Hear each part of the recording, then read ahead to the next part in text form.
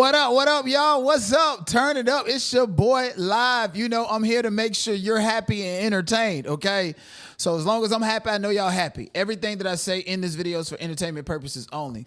I'm a little bit upset, but I'm going to get over it. You know, anger management classes have definitely been paying off. Y'all know back in the days, if I had like any production mistakes, I would have ended this video off the rip regardless of the docket and just been like, whatever. But I want to say I'm so sorry right now. I don't know what's going on. There was an update with the system that I'm using, and I didn't fully update it, and it's been asking me to update it for some time now. And as a consequence, you guys' comments are not coming across the stream, but that does not mean that I'm not watching it. I'm actually watching both chats right now. So please do not feel like you're not a part of the show because your comments are not coming across the screens. Please do not feel like you cannot and don't want to support because something is happening. I don't even know. Maybe the stickers are working. So if anybody can send some bits, you know, send some stuff, make it wane across the screen. That would be great. I was wondering, I was like, what's going on? Because usually somebody would have been and made it wane. But there's a little technical problem going on my end, so it's my fault. Please continue to support the channel. By the time I do the next video, it will be resolved. If not, going live just to fix it in real time or whatever, and just have a, you know, traditional conversation with you guys. So, that is that. Shout out to everybody for being here. Okay, I see all of y'all, and I love and I appreciate y'all. Again, I don't like that the comments and stuff is not working right now because I didn't update my system. But I see you, Andrew Taylor. I see you, Truthful 42. I see you, Snack Shack by the Bay. Greatly appreciate you. I might have you to pay a visit over there to somebody in the Bay. Oh, Lord. Sooner or later. Shout out to the people on Twitch. Y'all know Twitch is my main platform. Yes, indeed. The best way to support me is actually to subscribe and follow me on Twitch. Shout out to Undead for being the moderator here. Shout out to Love. Shout out to Jessica. But oh, Jessica, here you are. Let me see. Okay, cool. How do I do this? I'm on my computer right now. Okay, mod. Okay, perfect. Okay, I finally modded you, Jessica. After so long telling you I would. Thank you for not getting mad and still supporting me, because it's really not about that moderation. Honestly, like, shout out to Jessica Bush. Shout out to Rala. Shout out to Aunt Deb. Shout out to Elizabeth. Shout out to my A1 Day Ones and the people that are here even when Hurricane Katrina come through town. Oh, Lord. Picked up a bitch, dropped off in the hood, and left her for dead this past week. What you talking about? Bow, bow, bow, bow, bow, bow. So doxing, cyberstalking, all that shit going on. Shout out, what's up with y'all, man? I greatly appreciate y'all, man. Thank y'all for pulling up. Please like the video, subscribe to the channel. Right now, okay, in less than a day. Okay, so this is the last video to meet the goals. I know I have not been going live as much as I usually do this week because, you know, life is like a vacation for me. Clock that T. And we need 25 more gifted. Can I get 25 more gifted during this live stream so that at any time you feel entertained, you feel your heart is blessed? If you're on your way to the casino enjoying my content while you driving, laughing, ooh, getting all this good energy, thinking that you finna go to them Indian reservations to hit the slot machine and gonna win a jackpot, you ain't gonna win there until you do right by me. Now go ahead and give me $1 or $2. Cash App is on the screen, $ to 9007. We need 25 more gifted on Twitch. We need, oh my gosh, shout out to Big Mama. Absolutely, yes, indeed. Shout out to you, Big Mama. Hello. There you go. Big Mama's here. Thank you, Big Mama. Jessica Bush, OMG, greatly appreciate you. Big Mama's here. Shut your goddamn mouth, Big Mama. I know you here. You don't have to keep repeating yourself. Sound like Evangelist Val. Ain't got no man, don't want to buy the rub up on you. Then you come online acting like you sick and shit. Oh my gosh. Can you guys hear me? Okay. 1 second. Is this thing on? Yes, it is. Okay. Sorry. But yeah, shout out to you guys. Please, please, please subscribe me. Follow me on Twitch. Also to my A1 Day Ones and the people that's here that want to see me grow, want to see me expand. You know, I would love to be like the older version of iShow Speed, but hey, We got to start somewhere, right? So if you guys are on Twitch, if I talk about something trending or say a joke or something that makes you laugh, don't just sit there and laugh and remember it and tell me about it a year later. You can actually clip it on Twitch and download it on your device or upload it onto your Twitch channel. So the reason why the I Show Speeds, the Aiden Ross and them or somebody is because they usually have a team of people that clip form for them that take their information and share it. And then the person who shares it gets to benefit off of it, as well as the person who actually it belongs to, right? Like, for instance, even when I went outside of a court hearing and I was outside the court at Ray J, somebody I gave a clip to and they put it on their channel, and it's the most viral short that they got. Because I'm Denot. Haven't y'all noticed the court trials and shit ain't just that entertaining without your boy Denot? They try to duplicate me. Motherfuckers filing fake restraining orders just to cyberstalk me. And I want your guys to notice that too, okay? When you are repeatedly tracking somebody's activities to build a case against them using fake burner accounts or filing court paperwork at the same time while you snatching YouTube channels and think I don't know it's you, referencing things in a post that makes you feel threatened or targeted, going to cry to the police and shit like that. Fuck you, the police, mammy, the judge, the DA, the CEO, all of them coordinating, reporting, complaining, and you know, developing a course of conduct to where now all of a sudden you feel like you got the court's backing, fraudulent backing. You can now finally come out and say what you've been doing the whole motherfucking time. I am being stalked, yes indeed, by some of your favorite content creators. And I'm not one of them, okay? A bitch cannot buck break me and I ain't finna bend and bow down to nail motherfucking bitch. I'm not a horse. And I don't fuck with horses since Christopher Reeves. No pun intended. Shout out Nicki Minaj.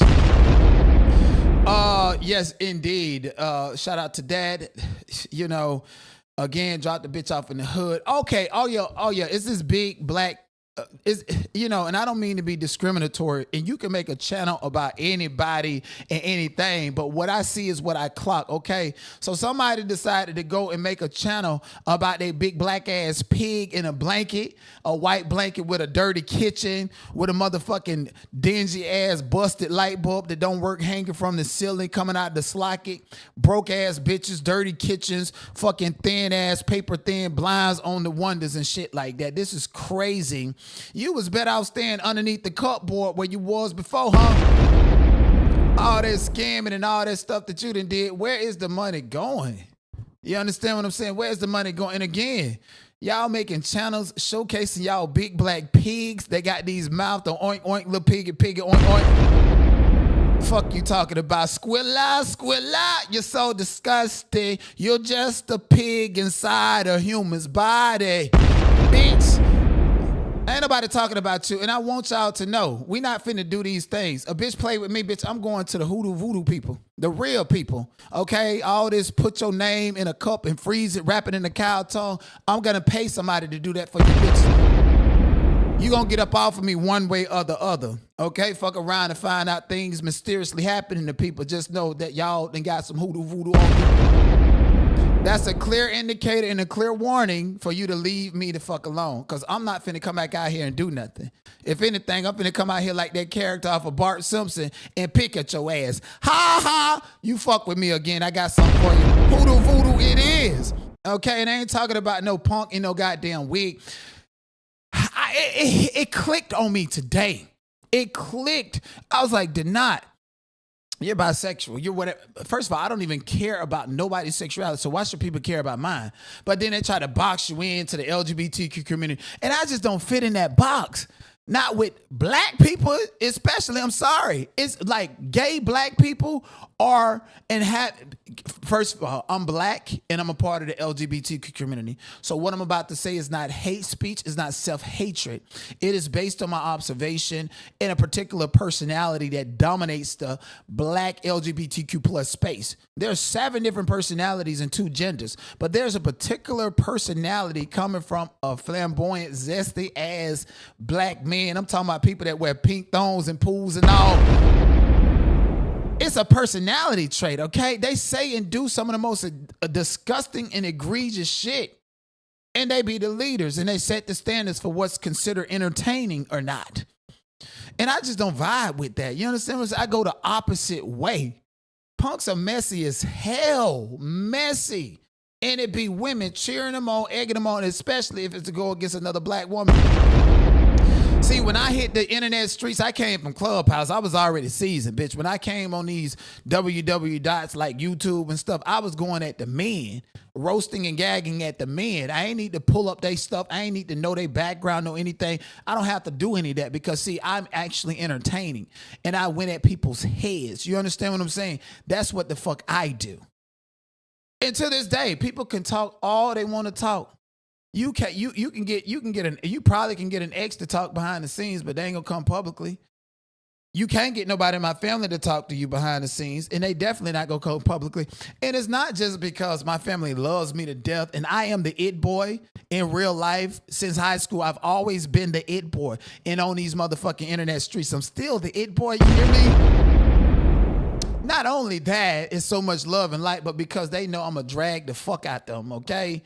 If I drag you niggas on this bitch and just look at a picture of you and y'all hoes is hit like Rotted Root and shit, guess what? If my family ever come out, it's okay, cool. Now you want to be the content? Okay, cool. Now let me show y'all. Let me show y'all how y'all shouldn't take it personal or why my family don't want to fuck with me on this roasting tip, internet tip. That's worst case scenario.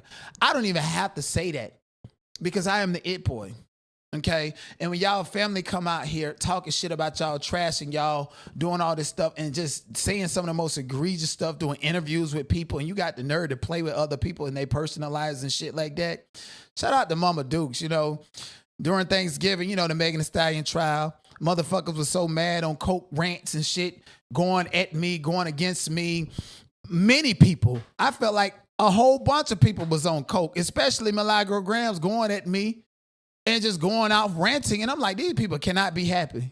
One motherfucker done left her kids and got to be in the state of Florida to go to court during Thanksgiving. You can't leave because you're too broke to do that, and the lawyers done dropped out the case. Somebody else that live in Florida going at me. Somebody else outside of Florida. Somebody else is just a victim for life and talking shit from where no one can find them. Shout out to Megan Thee Stallion all the way in the air. Just giddy up, giddy up out of it. It's just too much going on. But the highlight of that trip, despite all that you niggas and you bitches had to say about me online, you know, I enjoyed the company of my mother.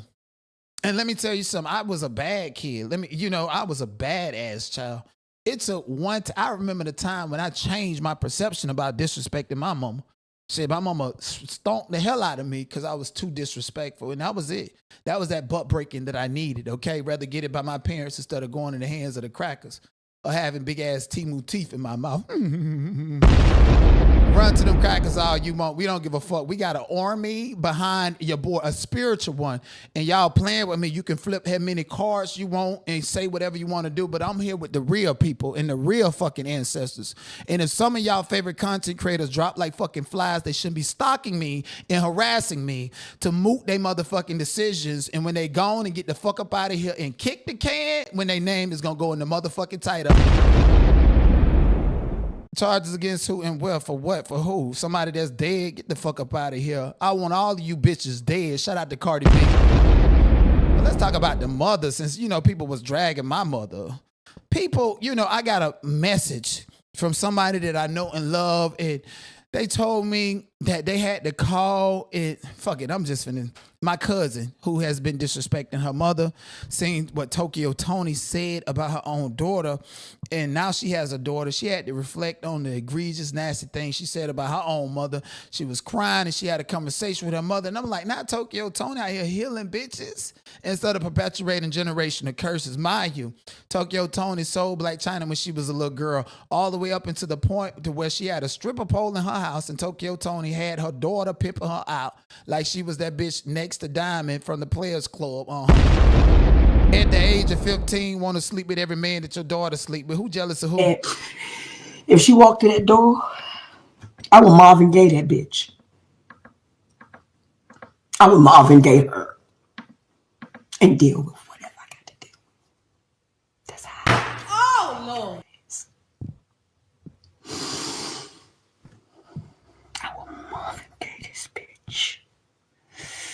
and watch her bleed the fuck out. And then call 911. So now it's your daughter. Last time you said you was going to swell Kaya up, and I'm pretty sure she going to gag you about this one too. Come pick this devil the fuck up off my floor. I'm a Marvin Gaye that bitch. Oh, Lord. This is so Angela. disgusting. She dirty mother. She a dirty motherfucker to me, bitch. I can't stand her ass. I wish I would have got an abortion. I don't give a fuck who say it's harsh. Nah, I wish I would have got an abortion. And if she died a day tomorrow, she going to hell. I told her that too. You can't name one thing she did, but she ain't. It's fake. And I realized when I said it the first time, I got the hammer, of course. And you think I give a fuck about getting the hammer? It's so fucking disgusting, okay? Like, I'm pretty sure I done said some little slick shit about family members, sisters, brother, all this other shit, but we good. We still Gucci, okay? Probably have to square up with a nigga when I see him, especially my brother over there in Ohio. That's the one I'm scared of, but guess what? We still Gucci. You understand what I'm saying? We still fucking Gucci. You know? We still are. And shout out to Mama Dukes. You know, I had a long conversation with my mama today. I love my mama. Every second I get to talk to my mama, I love her. Unlike that black fucking pig in a blanket over there. You got to go live fucking with people to escape your dreadful reality turmoil. What's that movie with Kathy Bates? The way she chopped the man up and had him tied in the bed to read a book or some shit like that. And you got a big black ass pig that then tied their mama in the bed just so they can go live and don't have to be underneath the cupboard. Clean up. Do something with your life. Girl, you cannot roast and gag. You can't do a motherfucking thing. And let me tell you something about these new generational creators. When I came on this bitch, I didn't know anything about these favorite creators. I was roasting them. That shit came later after I had developed a habit and a pattern of getting on these niggas' head. Anytime you got to repeat what somebody else said or go to bitches that just do nothing but lie and will eat a box of chicken and fart all day just so that they can grease up their dookie hole because the man that they with ain't nothing but about to boy. Big black pigs, a.k.a. maggot and rotted root, the last place that you can go when I dropped you off in the hood and left you for dead, bitch. Oh, bye, get up out of here. Not y'all over there at the Rotted Root channel playing with me. How about, yeah, she's still on YouTube, y'all. Go ahead over here and check out the Rotted Root. Y'all hear about the Rotted Root, treasons of the last bitch that would ever say that she's friends or let Mr. 82 put her name in the title, right? Because she done spent a narrative and got everybody believing that, I'm obsessed with and I want a relationship with Mr. 82. Only a crazy crackhead delusional bitch from Philadelphia would believe that the Equalizer channel, you want to run plays, girl. It's a whole channel out here with 1.1K subscribers. Just come get the child away from this ugly hit dog we'll holler looking at as a bitch. Lying and flipping narratives, okay? Because I don't mind talking about my tea. And you got to get your facts straight. See, that's why it's dangerous for y'all as subscribers and people in the chat to not get y'all information from source. Okay? If a motherfucker playing with me and lying on me, okay, let me get in front of these people. I love you. You ain't gonna hate me because of what this crazy crack brain rotted root ass bitch said about me is. They like to say that I beat women and old people. That's what they like to say. Dare to not hate women. You know, I have two sisters that I love to death. To death do us apart even after they gone. Rest in peace, my sister Opal. But I also have a sister named Olga. You know, it sounds familiar, but Opal and Olga. Opal is older than Olga, and Opal is the one that's no longer here. I usually blame my genetics, my fucking crazy 8-pack, my body and everything on my Jamaican side, but I had to reflect. And I was talking to my mama today. I was like, God damn, mama.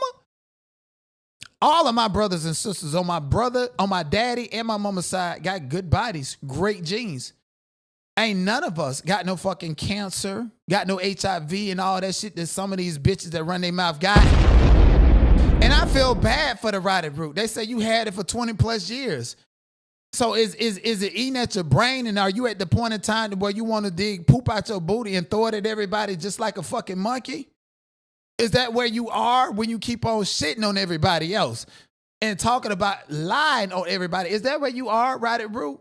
Is you that far and fucking gone? You don't show your face. You don't show your teeth. I bet your breath smell like halitosis, bitch. And I know your teeth is yellow from all that fucking butter. And they ain't talking about parkour to butter, bitch.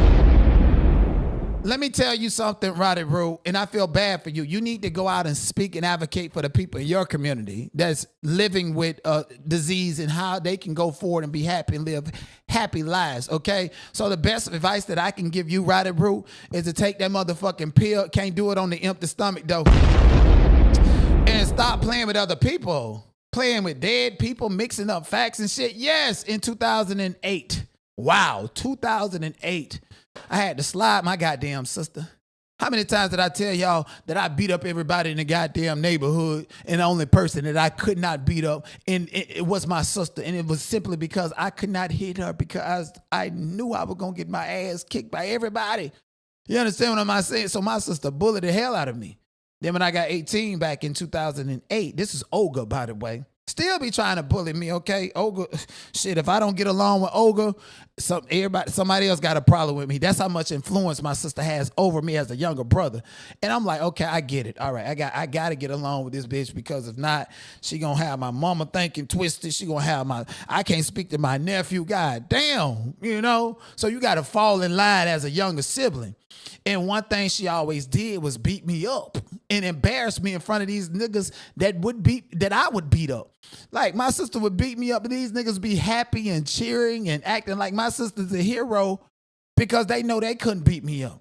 I got tired of that when I was 18. So yes, I slid her ass.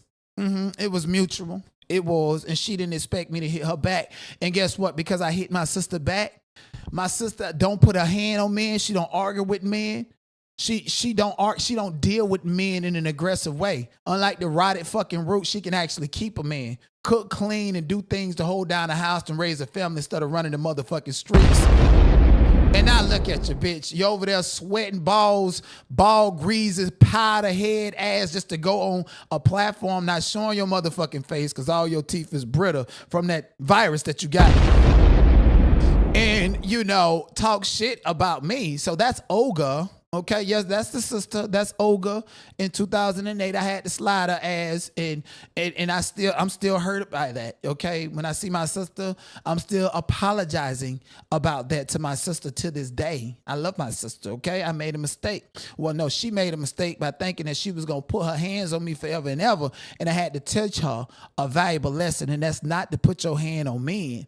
And she don't put her hand on men. She's a soft, feminine woman to this day, okay? She went from a tomboy as a teenager to a soft, feminine woman to this day. She might not like me phrasing it like this, but I can save your ass from men thinking they can test you, or you thinking you can test men and keeping conflict ongoing with men like the Rotted Root, where a nigga bites you in your ugly ass face.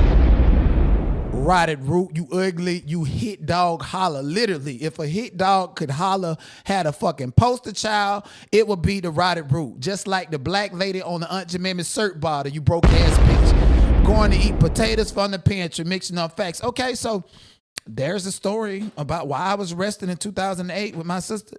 It's public record, Highlands County, Florida, court record. Go look at it. But you want to mix it up with my sister Opal. And, you know, I don't like to talk about my sister Opal, but again, my sister Opal, rest in peace, she struggled with mental illness towards the end of her life, chasing behind and lost her mind about a motherfucking fuck-ass nigga.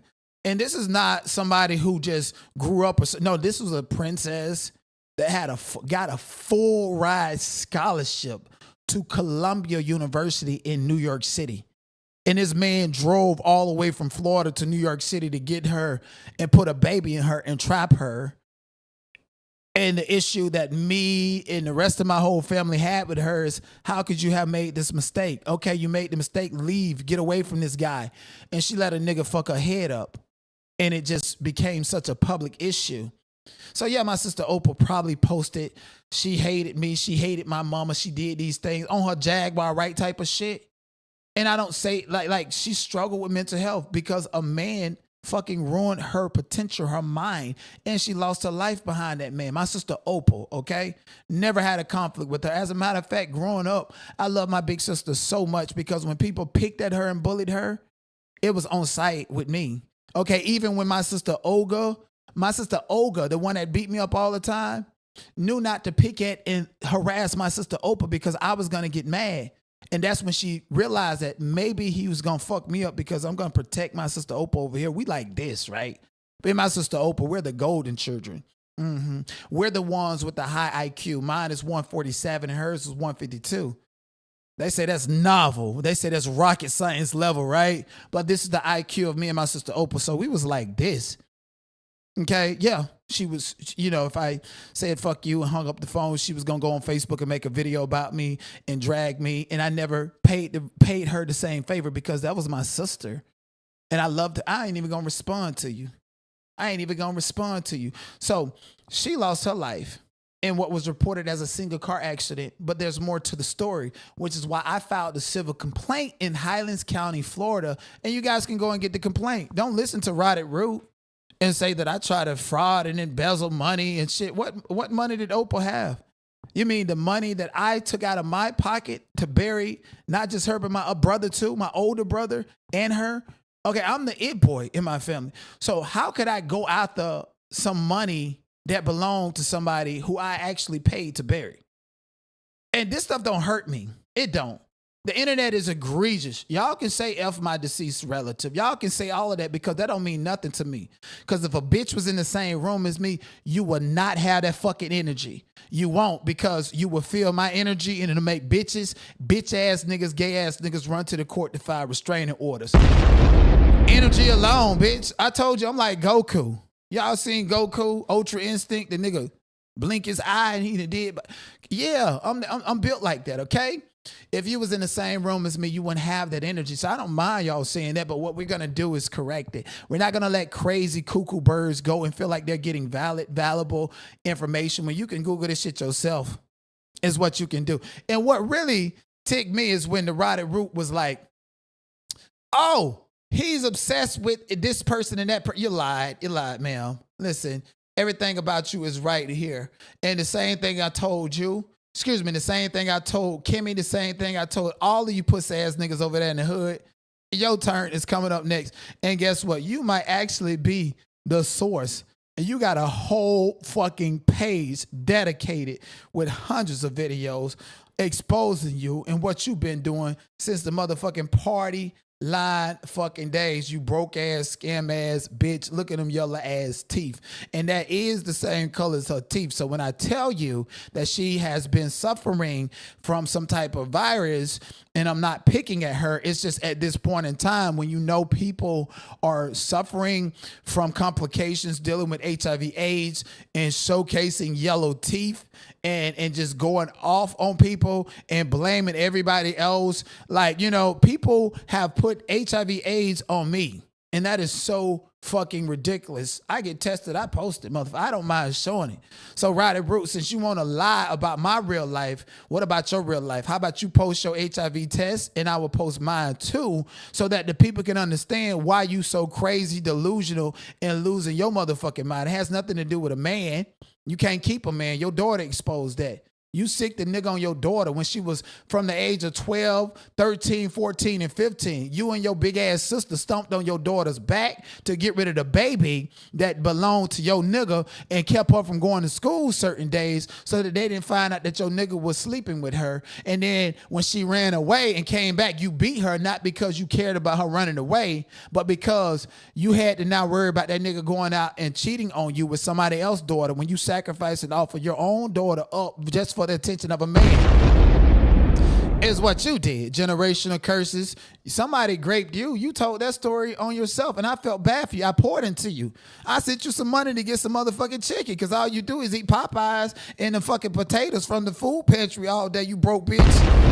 And now you want to talk this shit about me, breath smelling like halitosis, fake ass Islamic, don't know how to be a sister wife to nobody at all. All you is a grifter looking for shelter, looking for something to eat. You chicken eating, going to the bathroom, pooping, farting, burping, everything unladylike, broke ass bitch is who you are. You've been clearly exposed, packed up. And guess what? Again, I dropped a bitch off in the hood and left them for dead. And now they with a maggot and a rotted fucking root with yellow ass teeth. Because my husband work on the days that I gotta work. So I gotta, when I get paid, I'm gonna have to pay my mom to babysit.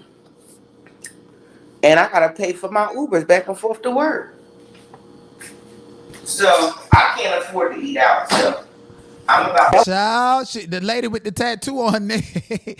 Yeah, y'all know the lady with the tattoo on her neck. Child, let me tell you something. The only reason I'm giving you this information because I know she watching and I know you the only platform she can go to.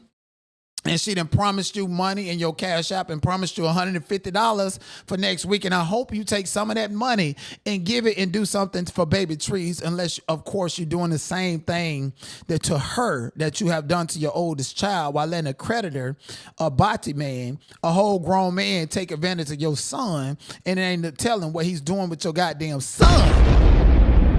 So I want you to get the $150, okay? Nothing less, nothing more. And anytime I address you and give you this smoke, bitch, you better get paid when you go live. Yes, indeed. Just like Timmy Tuckett over there calling me and setting me up to go on platforms while calling the other person and setting them up. I knew it, but I had an agenda the whole time, and that was to leave a bitch in the hood for dead. That was a harsh reality I just had to face. I cannot afford to eat out. Look how disgusting she is, just begging for money, begging for everything. Again, I don't even deal with people like you. In my real fucking life, at fucking all, you stink. You're too low vibrational for me. Okay, you look like classless. And I like people who have class or who are classless and aspire to be something in life, ma'am. You've been doing this since party days, the Party City, Party Radio, Party days, and you still ain't shit. You on a platform hanging by a thread and you still ain't shit, begging for chickens. And guess what? I've been telling people, if you rock with somebody who is just lying on me, just trolling, just doing things that is hurtful and harmful to my brand, oh, they got me labeled as a psycho because I decided to get up here and dance and gag these niggas and do it improv, and they don't know what the hell is coming out of my mouth. You got some of your favorite content creators done told me, even petitioners done told me, oh, I really like you. You're definitely a coot. And, every time you go live, I just be on the edge of my seat wondering what you're going to say next. Why these bitches is painting lies, fake ass narratives, I'm going to do this, and then this week is what I'm going to say this, and this is the narrative, and everybody got to stick with it, and anybody ain't sticking with it, then I got to control them, thinking that they're fucking Hollywood on the fucking www.nigganet.com. Fuck up out of here. Hollywood ain't got no room for you. And a real nigga like me done left that shit. I don't even know why Tom Holland is sitting down here saying that he don't do Hollywood. He don't know what's going on with Hollywood when I know exactly how he became Spider-Man. The humiliation ritual that you had because you had jazz, tap, and ballet. They want you to go ahead and play Spider-Man, and then you get in your ass inside of a gay club in one movie. Go on, tell the truth and come out the closet. Zendaya is a bull stinker, and you are about to walked away from a lot. And I think had I not walked away from certain situations, let's just put it at that, I would be a very different person today. I've been really good at keeping in touch with my friends, keeping my family close, listening to the lessons, not getting caught up in the Hollywood hype. Like, I really am a massive fan of making movies, but I really do not like Hollywood. It is not for me. The business really scares me. I understand that I'm a part of that business and I enjoy my kind of interactions with it. But that said, I am always looking for ways to kind of remove myself from it, to kind of just live as normal a life as possible. Today, doing this is a very rare thing for me to do. Like, in London, to come in and speak to someone about my life is something I would not typically do. But because I'm a fan of yours and I was keen to kind of hear what you had to say and chat to you today, I felt like this would be a safe space for me to do that. But yeah, I definitely think it has been an ongoing thought, which is don't lose yourself. I've seen so many people come before me and lose themselves. And I've had friends that I've grown up with that aren't friends of mine anymore because they've lost themselves to this business. And I just am really, really keen to focus on what makes me happy, which is my family, it's my friends, it's my carpentry, my golf. the charity that my mum runs, like that is the stuff that makes me really happy. And that's the stuff that I should protect. My relationship is the thing that I keep most sacred. I don't talk about it. I try my best to keep it as private as possible. We both feel very strongly that that is the healthiest way for us to move on as a couple. So I do try to keep as removed from it as possible. Like, you'll never see me at an award show that I don't have to be at. I'm never going to a red carpet event that I'm not in the film of, you know? I don't want the attention when I don't need it. I love the spotlight. I love the pressure that comes with it. Just watch that tennis documentary, Breaking Point. I haven't seen it yet. You got to see it. It's amazing. I never realized how brutal tennis was. I've always been a huge tennis lover. I am now absolutely in awe of what those athletes go through. Yeah, I actually was just playing tennis today, but the moral of it is, you know, everybody don't want to go through and deal with bullshit, okay? Hollywood is the epitome of, we live in a world where there's people that eat people, and then there's people that don't do that and don't give a fuck about doing any of that, right? And so you got losers that think that they want to be Hollywood online, that feel like they got to eat people. They got to eliminate the competition and paint a false like narrative and stalk and harass them while telling the public that this person that they're actually stalking and harassing is the problem. When in reality, bitch, you feel insignificant about who you are. And me and you is not the same, and we don't have to do the same thing. Alexis, who is the not? Alexis, who is this other YouTuber? Give a fuck about no accolades and some shit like that. Y'all got to understand something about Hollywood. Tom Holland, Brad Pitt, Robert Downey Jr. They rap a movie. It can be the biggest movie in the world. They saying, what the fuck is next? What happened yesterday and what I just got done doing does not matter to me. Only a narcissist will hang on to that shit by a fucking thread. Get the fuck up out of here. That's why you guys don't hear me bragging about a resume or what I did and who the fuck I know in Hollywood or some shit like that. Hollywood is a weird fucking place. It's a fucking weird place. Okay, you going on auditions and shit. You want to know how some people know celebrities but don't get no movie opportunities and shit like that? It's because they trying to use them some type of way. Bitch, talking about me, I got old blood. I got old blood.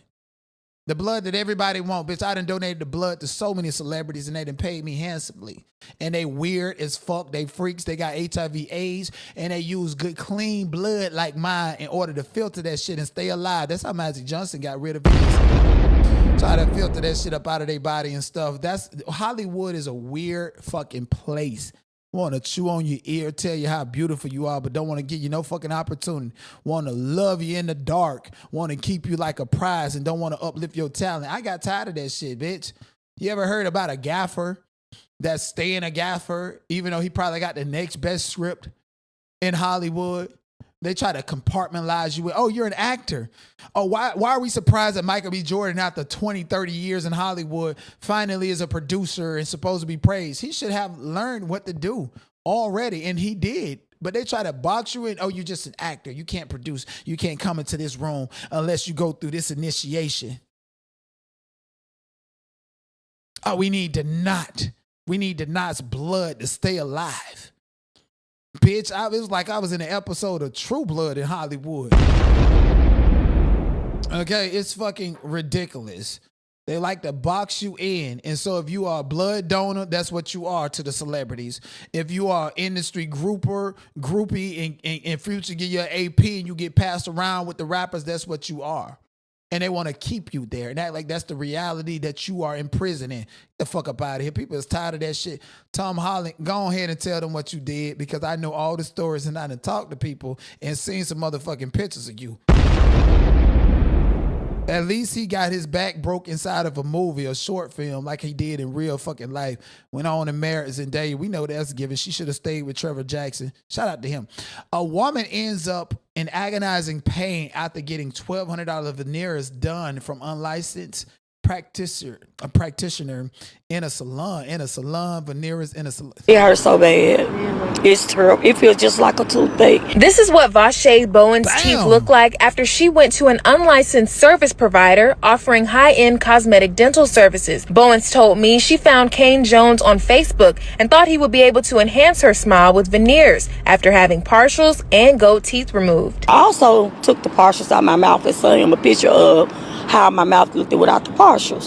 And he was like, oh yeah, I can cover them, and you know, even that teeth you got in the back, you ain't gonna notice none of that. During her appointment, Bowen says she went against her better judgment when she allowed this provider to work on her smile in a salon studio suite. She says it wasn't until the veneers were done and she got home that she realized something was wrong. I knew it was something when he didn't put my pictures on Facebook. Bowen says the veneers were unaligned and extremely heavy. When she went back to the suite to have the mistake rectified, it was too late. He took this drill, he drilled my mouth. I guess he was trying to even it out, but the bridge was so hard, rock, he couldn't do it. Bowens reached out to the Tennessee Department of Health to see if they could help, but they told her he's running an unlicensed business and impersonating a licensed practitioner, both of which are against the law and fall under the jurisdiction of law enforcement. I reached out to Kane Jones on Facebook for his side of the story. In response, he told me this client was a liar and blocked me. Jones never responded to my request for an interview. I'm dealing with just pain and nobody able to work on my mouth because it's a, you know, like I said, don't nobody want to go behind his work. Do you regret doing this? I do. I do, because I could have walked around with my partial. I was fine. I just, like I said, you know, everybody's, you know, that's the style Valier say, let me give me some too. And he doing them for $1,200, but I should have known something. $1,200. That was the trick. This client says all she wanted was it hurt so bad. It hurt so bad. Listen, girl, you get what you buy. That's just what you came for. $1,200 veneers is $1,200 a teeth. Why you think Billy Porter can sit up there and look like a horse in the mouth? Got veneers up top and can't afford the bottle because that cracker took it for everything and wish he died so he could take it for the bread. Veneer, $1,200 is like one tooth. Who gonna buy that? Who gonna do that shit? This is why this shit is dangerous. Bitch, you worse off than Miss Netta going to the fucking gold surgery next to the Piggly Wigglies in Alabama to get his body chopped off. And he got your mouth chopped off. You ain't worried about a partial. The hell you been doing? You ain't look like you mid-30s and now you need a fucking plate. Old people get plates in their motherfucking mouth. The gold and came out, all this other shit. Or you could even have the gold clean and put back in. What the hell is you doing? What kind of bad syphilis that you got in your mouth? And where she done got a whole, that shit look bad. That shit look like a staircase. I wouldn't have posted you either. That nigga would have posted it. That's more information for the feds to come knocking, just like the him and Tasha K. Ruddy. Cause they definitely finna arrest him, fake ass veneers. Didn't they do a veneer tech? Somebody that roly-poly-oly from Baddies went to. Her veneers is still in her mouth. She ain't complaining about the pain, I guess, cause that's the pills that she taking. She still ain't complaining about her arm exploding, and I guess that's cause of them pills that they taking. Some of these bitches go there and get this surgery and stuff just because. $1,200, of course your mouth gonna look like a staircase. Of course you got ceramic plastic in your fucking mouth. And if you take a picture, that teeth look like a fucking chiclet. Y'all know that bubble gum, the chiclet. Y'all know what I'm talking about, the bubble gum. Take a picture, your regular teeth show a certain color. And then the fucking veneer that you got, and you know it's cheap. That bitch ain't porcelain. That shit got a metal post. And that shit show up bright like a diamond when you take a picture. That bitch gonna show up bright white while your regular teeth show up a regular teeth color. You can't do that, okay? $1,200 to get you one veneer. And ladies and gentlemen, I know y'all like to watch Zeus Network and y'all praise Shamar, whose mouth is just the fucking same. See, Shamar is used to chronic pain. His back is bent up like a 5, so now his mouth is bent up like a 5 too. So he don't mind the pain. He just want to do it for the shit show of it all, or whatever the case it may be. But his mouth is hurting too with them unlicensed veneer. And it can be licensed. What makes it unlicensed and unethical and malpractice is the fact that you ain't telling these people that, hey, you got to fix these cavities and holes in your motherfucking mouth before you get a pair of braces. Why you think Sean David Way had his braces on for 6 years? He had to get them cavities and them holes refilled several times in order for them teeth to move, is how bad his mouth was. You can't get no veneers if you got cavities and holes in the root is all fucking bad and twisted, bent up like Shamar body. You can't, come on. You can't do it. She is a fool. Yes, indeed. And we like to laugh at people like that. Again, she looked mid-30s with about 6 children. Why the fuck is your teeth gone? It's a fucking aggressive strand of syphilis out there.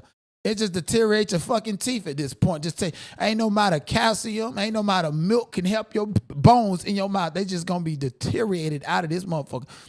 So she need to go and get her a plate. And the fact that she's so broke, she done spent $1,200 of her income tax money. At least that's the amount the nigga let her have after he done got brand new Jordans, cars, and spent it on other bitches and shit. Because she's undesirable. You done spent your $1,200 on some veneers that left you in motherfucking pain. Bitch, I would have paid for some crab legs. And if you had any money left over to buy a crab legs, them cheap ass veneers would have fell on the plate. Shout out to JT. Is what it was given. Get up out of here. You know, I actually love a good storyline about a botched, chopped up, cheap ass veneer, cheap ass job. Cardi B talking about going to Colombia to get some certain, you know, and then backtracking it. We love to pick at these people who go and get this fucking surgery. Niggas is out here looking like air balloons. T.S. Madison. I loved T.S. Madison and Beauty in the Black. I don't know if y'all seen it, but T from Baddies playing the P word and T.S. Madison coming in to sit up there and put fixing flat and heterosexual real women booties because he jealous that that's what he got and he ain't got no real fish and he want to unalive these girl got bitches sitting up in the hospital. That shit was funny to me. Tyler Perry hooked me. It was literally a part of the hook. Okay, the first 3 episodes of a series is everything. It's going to hook people. And then what happened in the first 3 episodes, which is what Tyler Perry got it wrong. I know intellectual property. What happens in the first 3 episodes, in the main characters in the first 3 episodes, they need to last. They need to go to the 5th season. He killed T from Baddies. I was like, oh no, I don't like that. T.S. Madison, where the hell was you at? Like, you should have had T.S. Madison reoccurring all seasons. That shit was fucking funny. You know, so nobody is homophobic. I was laughing at T.S. Madison character in Beauty in the Black, putting fucking fixing flat in these women in the hotel rooms. I wanted to see some other bitches that she was gonna fuck up. Instead, they focus on this relationship with this other girl, 2 dark-skinned girls that's pretty and that's working it out and friends. That's not as interested as a T.S. Madison continuing her operations, put fixing flat in bitches' ass. Come on. So Tyler Perry, he messed up. Any main character, anything in the first 3 episodes, you have to carry it on. Or people are going to tune out. And that's why I tuned out of Beauty in the Black. I wanted to laugh at T.S. Manhands. Yet again, we still got T.S. Manhands on YouTube out here and told on himself, went on CNN News talking about the public grift of it all. Or what was it, the social climb? Doing my best now to fight back against that. I plan on trying to communicate around a bill that helps people like myself in stalking situations and harassment and cyberbullying and doxing. And so what I've learned through this situation that's going on in my personal life right now is that the judicial system still works, and that the protections for people in general, just human beings, it still works. Because what I've noticed in the social climate of the situation is I've been dehumanized.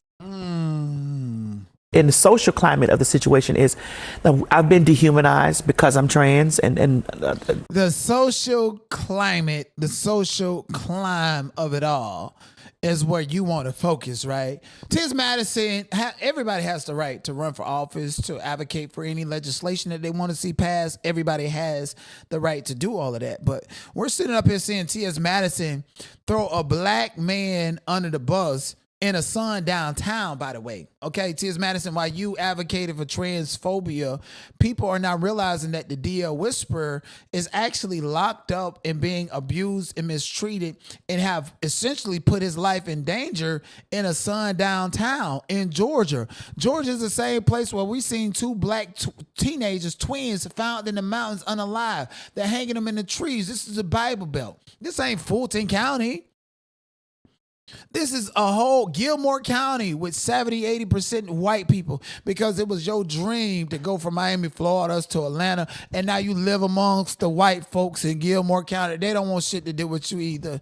You have to go out every day acting like everything is cool, cosplaying as a motherfucking woman in order to impress them crackers that don't give a fuck about you. But you, a black boy, man, is locked up right there in the sun downtown, and you think that these white folks in Gilmore County, Georgia, care about you and care about transgenderism and all of this shit. No, they don't care. They don't fucking care. What they do care about is putting a black man in a situation to torture him, to use as a scientific discovery and an experience. How much pain can we put this person to? How far and how long can we violate their rights and put them through this? How much food or how can we ration their food? How much weight will he lose? Or what's going to happen? And then the DL Whisper call, say that the judge owned the jail, her family run the town, and a son downtown. So if anything happens to the DL Whisperer, we're going to blame T.S. Madison, because at the end of the day, T.S. Madison is exercising some type of black supremacy against a black man. That's the only person that you can exercise black supremacy against, because you want to be the woman. And you have learned and acknowledged that black women step on niggas' necks in these court systems, in these corporations, in the industries, and all this shit. And you want to feel like a woman. So what you do is you cosplay as a woman and go and step on this black boy neck and put him in a situation where his life is in danger, to where he's on suicide watch, to where he's not educated, he's not a denied, to where he lets a lawyer convince him to waive his right to a speedy trial on record and just throw him in jail and do whatever he want to do with him. He can be in there up to a year. He don't know when they're going to come and give him another court date because he waived his fucking rights to a speedy trial. And you get to run off on this narrative and act like you're a victim. But T.S. Madison, then you pull up the DL Whisperer's credit score.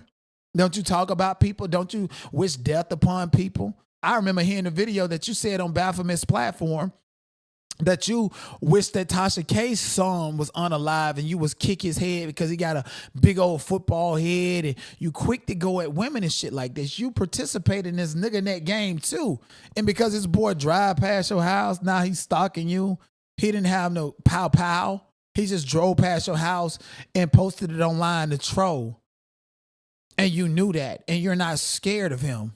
T.S. Madison will beat the shit out of the DL Whisper because those are two men fighting in the streets, just like two gay boys and two gay people. And then when you come to the internet, you got super fucking gay ass men just cheering this behavior on, and it's egregious. This black boy, man, DL Whisper, is in a Sun downtown jail, who has publicly come out and told people what's going on inside the county, inside the jail. So much corruption, so much fraud. His life is in danger. Is the trans community going to stand behind you if we wake up tomorrow and find out that the DL Whisperer committed suicide because it was too much for him? And we know that's code for they killed that nigga, and ain't nobody finna take accountability. And sometimes those situations are necessary, like Jarvis Butts, who they said committed suicide in jail after he raped Naziah Harris. We don't give a fuck. And ain't nobody finna do no investigation at all for him. But if somebody say the DL Whisperer committed suicide, we're going to go back to that recording. And that's not part of your history as a black person. You want to sit up on RuPaul's Drag Race. You want to sit up there and act like you're a political advocate when you don't know shit about politics. You don't know shit about what you're talking about. Newsflash. Transgenderism and advocating to be a trans is not nothing new. The founding fathers of America, George Washington, them niggas wore booty pads, fucking high heel pumps, and fucking chaps. And they told the women to wear bird cages over their dress so that their ass can look bigger than theirs, and everybody's looking at their real booty, while the women got to hide like beekeepers, even if it's in the bird cage with a big-ass dress on like we in England. The LGBT community has been here. Just because you was born and you have your anecdotal experience does not mean it's something novel or that you yourself is going to make a substantial change. Fuck around and you trying to make a change when you're being detrimental to another person. What's going to happen? Heterosexual community is definitely not going to like that. Black people as a whole is not going to like that. If something happened to him because you worked so hard and diligently to make sure he stayed in a jail that's a part of a sun downtown because you have no fucking control over yourself. You have no control over Tasha K and whoever decides to say whatever the fuck they want to say online. And you're pandering and grifting and wanting the sympathy card when you're never fucking gonna get it. And you know, I seen T.S. Madison going at Michelle ATLien today, and this is the video. And I'm gonna go ahead and say this because I'm not a hater. T.S. Madison looks good right here. I think T.S. Madison look better right here than when he's on the fucking fag talks and with Craig with the overblown light. This is settled. This looks girly and shit like this until you open your mouth. And then people can be into that, okay? And I know that transgender women feel like that they go out in society and cannot hide themselves or that they're so visible in public. That's because you're the one who focused on that. Everybody can look at you, and when they look at you, they might, oh, damn, T.S. Madison actually probably look like a girl here. But then when you talk and when you move around, oh, this is a transgender. I have the choice to engage, disengage, to respect, or not. And that's just what it is. People have the right to pick and choose who they decide to be intimate with or not. Even if a nigga was into a transgender, it'd be like, okay, T.S. Madison, okay, cool, damn, you look like a chick, yada, yada, yada. And next thing you know, you want to put a big-ass 13-inch peen on them. That's weird as fuck to a lot of people. Some people can be into that. Hey, a lot of these straight men like to get paid. And you mad because the DL Whisper is whispering out there and probably talk to the sheriff or all of these niggas that you done ran away because they don't want shit to do with you. And Michelle ATLien, a whole black woman that y'all call Gary Coleman, playing underneath the woman clothes, saying that she smell like fish and smell like this. And this is the narrative that a bunch of gay black men, because T.S. Madison is a gay black man at the end of the day. That's what he was before he transitioned. And the transition is an extension of you being a gay black man into presenting yourself as a woman.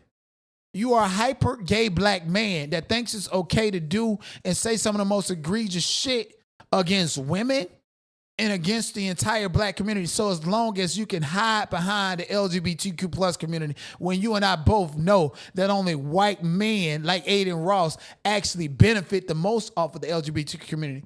But when you have no sense of control, no sense of identity, authentic identity, and no sense of power, you feel empowered by going against a black man and put him in jail and lock him up because he rolled past your house and trolled you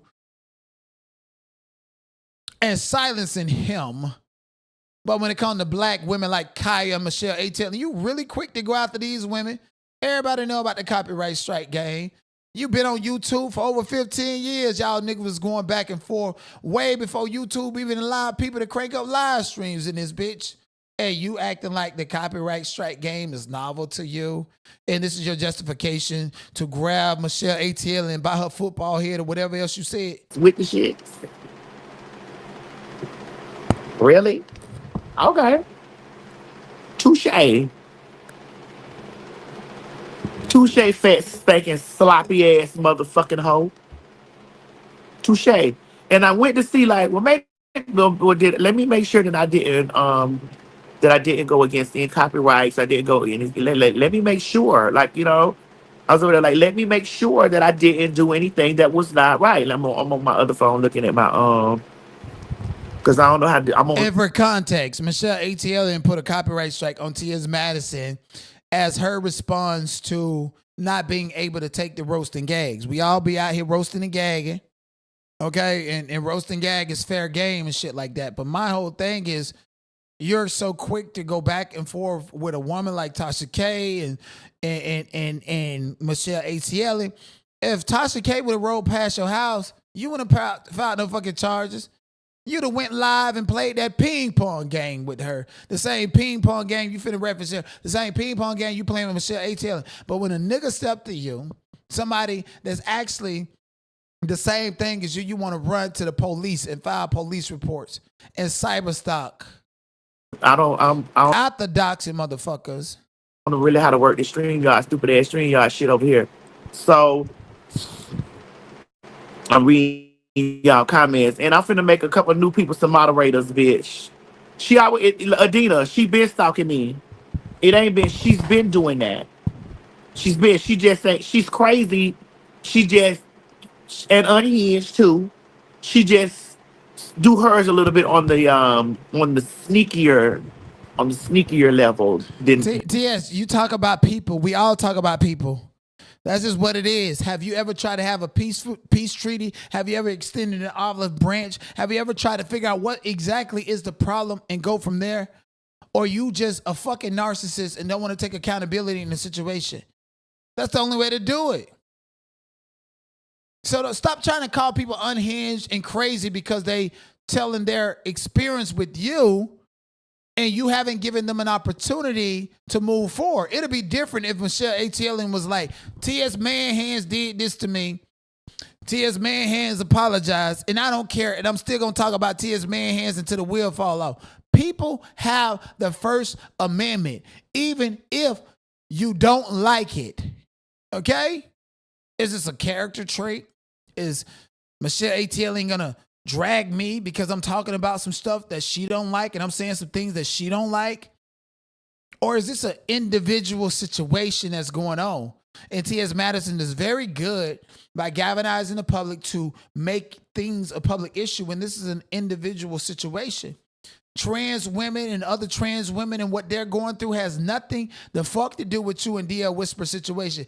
Even though you get all them homeless bitches over there at Miss Maddie's house to file fake ass charges against him too. Then that retarded ass child over there. Oh Lord. So what she tried to do, like y'all know, in the middle, and I took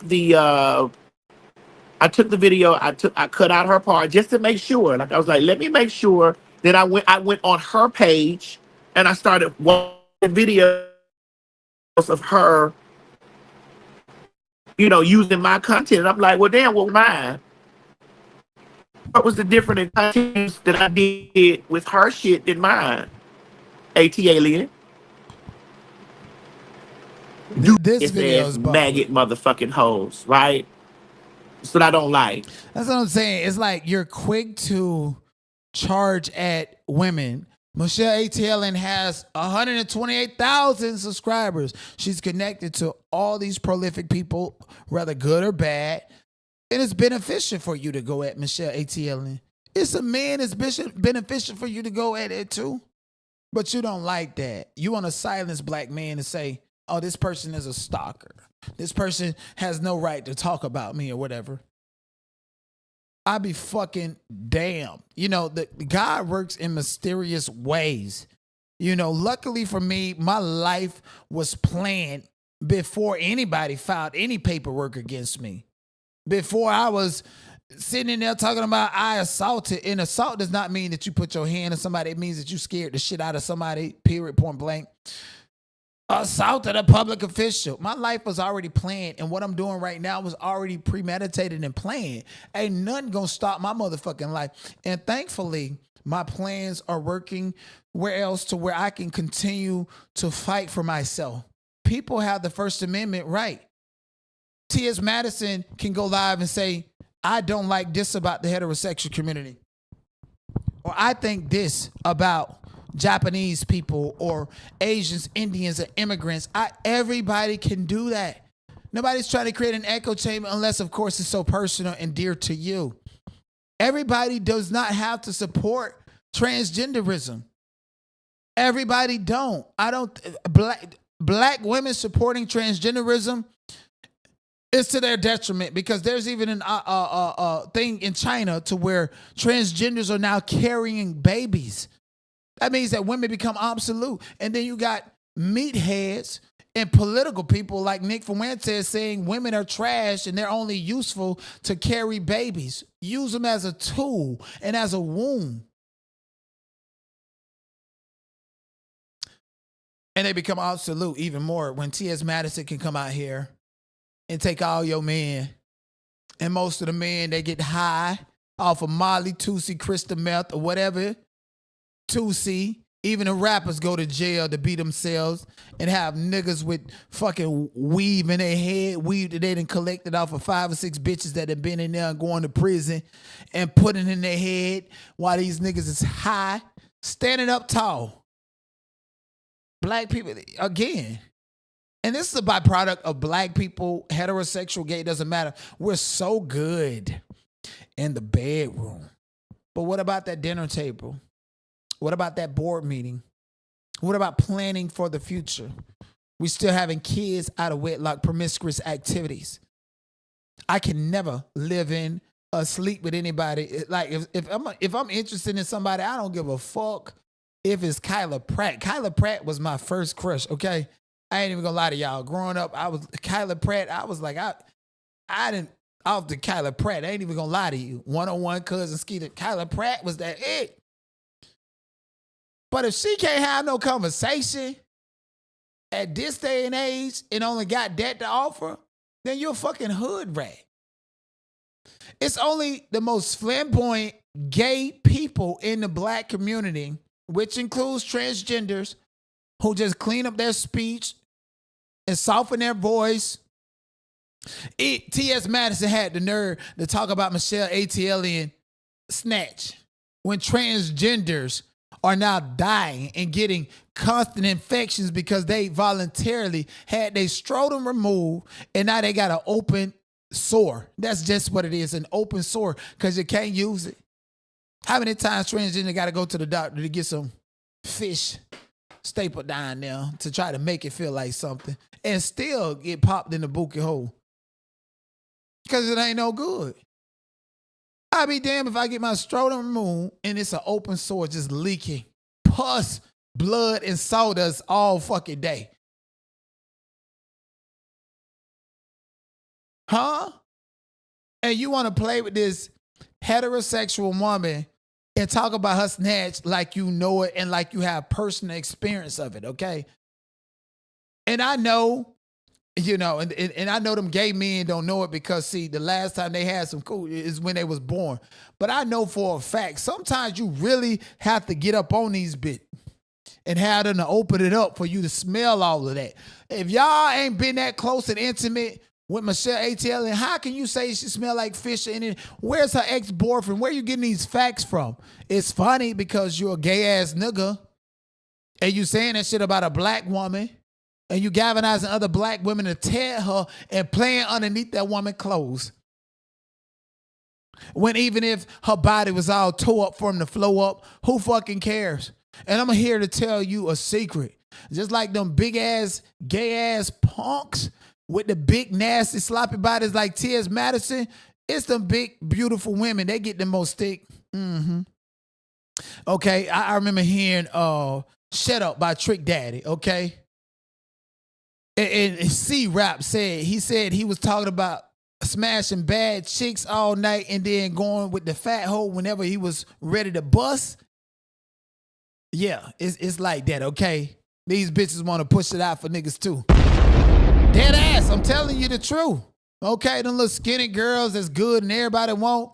Nah, them niggas hit that molly, go there, be on top of these skinny bad itches, thinking about who they really want. And then in the dark, it be somebody that don't want to show in the light, but that's who making them bust all night. Dead ass, I'm telling you. And T.S. Manhands know that. So this is why he's big and out of shape. Because he know the straight men like him like that. Like the couch potatoes and shit like that. But you in competition with Michelle ATLien and want to take advantage of and talking about she got a doo-doo poo. A shitty poo. That's what they said. That's what you got. And they say T.S. Madison is a whole top. So at this point in time, I feel like you sexually harassing Michelle ATLien. Like you want to sleep with her. You want to be her and everything she got. Like, it's weird. Okay, you cannot punish this woman because she decides to advocate for the DL Whisperer. And Michelle ATLien, you cannot abuse the copyright tool in order to try to take out somebody because they saying some shit that you don't want to hear. We all seen what happened. It was literally in the middle of the Diddy trial, June the 13th, or June 10th, June 13th, somewhere around there, 2025, where people was abusing the YouTube copyright system. And one man lost his life, him and his bitch, because you trying to take advantage and take away from somebody's money, take away from somebody's visibility. All of that shit hurts. You get a strike in these algorithms. A platform like YouTube is recommending your channel and sending it out to new people. You get a strike, that shit'll slow you down. That's strategic.